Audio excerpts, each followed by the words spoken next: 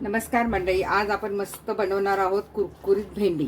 तर मी थोडीशी भेंडी घेतलेली आहे तुम्हाला दाखवण्यापुरती, आणि ही आज आपण न तळता ही भेंडी करणार आहोत एअर फ्रायर मध्ये। तर ती कशी करायची ते मी तुम्हाला दाखवणार आहे, कशी करायची ती। अगदी एक चमचा, एरवी कसं आपण तेलामध्ये तळतो ना भेंडी कुरकुरीत होण्यासाठी, तर आता बघा आम्ही कशी करणार आहे। तर आता आपण ही भेंडी धुवून, स्वच्छ धुवून, जराशी छान पुसून कपड्याने तिला आपण सुकं केलेलं आहे। आता यात पातळ चिरायच्या, मात्र थोडंसं मीठ घालायचं आहे।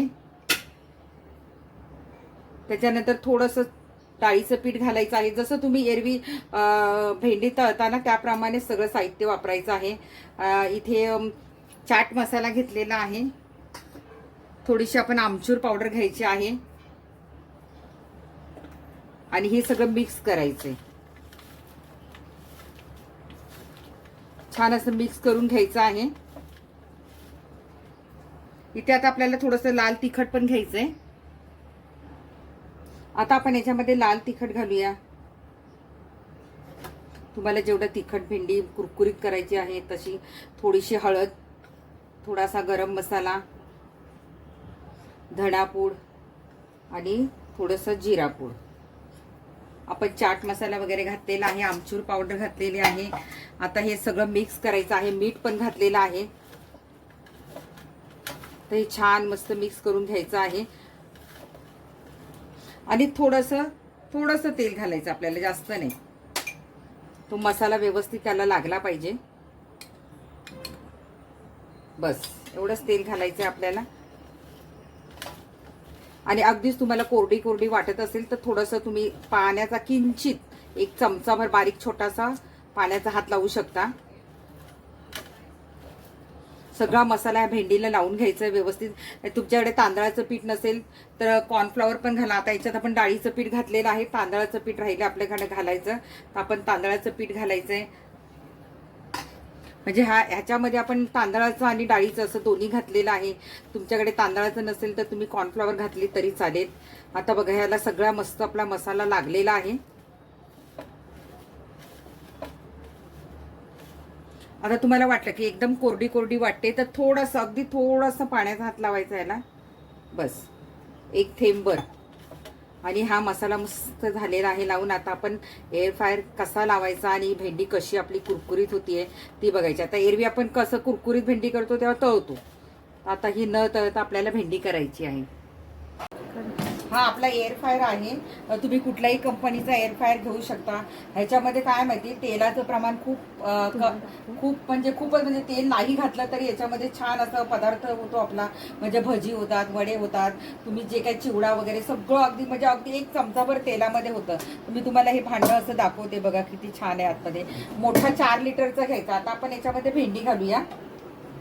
हे बघा, अशी सगळी भेंडी घालून घ्यायची याच्यामध्ये। खूप अशी गचाडी नाही करायची, सुटसुटीत घालून घ्यायची। मी तुम्हाला जवळून दाखवते।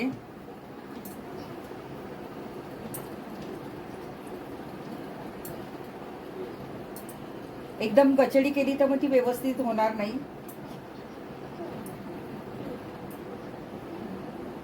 आता ही आपण एरवी कसं तळतो, तर आता ही आपल्याला तळायची नाहीये।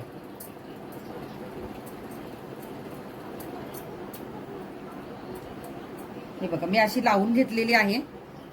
आता ही आपण ह्याच्यामध्ये घालायची, असं पूर्ण भांडं आतमध्ये घालायचं। बटन चालू करायचं आणि पहिल्यांदा हे बटन दाबायचं, नंतर 180, हे बघा आपण 180 डिग्रीला घेतलेला आहे। तर आपल्याला हे मिनिट, म्हणजे आता आपल्याला 15 मिनिटं ठेवायचं असेल तर हे दाबायचं।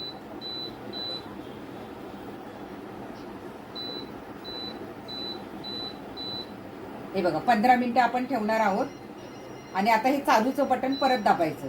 आता आपलं चालू झालेलं आहे, आपण कामं करू शकता। भेंडी आपलं काम करणार आहे। बघा, आता आपली 5 मिनिटं राहिलेली आहेत। 5 मिनिटानंतर आपण भेंडी कशी झाली आहे ती पाहायची आहे।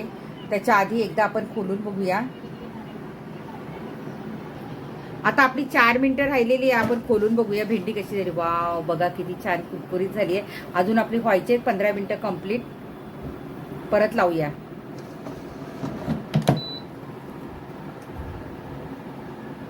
बघा आता आपलं झालेलं आहे पूर्ण, आपण 15 मिनटं पूर्ण केलेले आहे.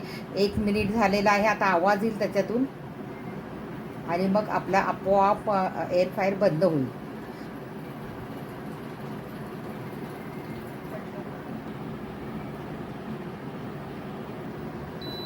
हे बघा आवाज येतो ना तुम्हाला शिट्टीचा. हे बघा छान अशी कुरकुरीत झालेली आहे, मस्त तिचा आवाज येतोय. आणि थोडी थंड झाली ना की मग आणखीन मस्त कुरकुरीत होईल. तर मी तुम्हाला एक तोडून पण दाखवते. बघा हे बघा मस्त कुरकुरीत झालेली आहे. हा आता आपण एका डिशमध्ये काढून घेऊया. हा बघा किती मस्त कुरकुरीत झालेली आहे. अगदी आपण एक चमचाभर तेलामध्ये अशी कुरकुरीत, हे बघा मस्त असं आपलं कुरकुरीत असं भेंडी झालेली आहे. आणि यालाच किती आपण कढईमध्ये केलं असतं तर तेल लागलं असतं. असं मस्त इथे बघा तुम्हाला दाखवते मी. आवाज बघा मस्त अशी झालेली आहे. आणि आता आम्ही ती खाणार आहोत.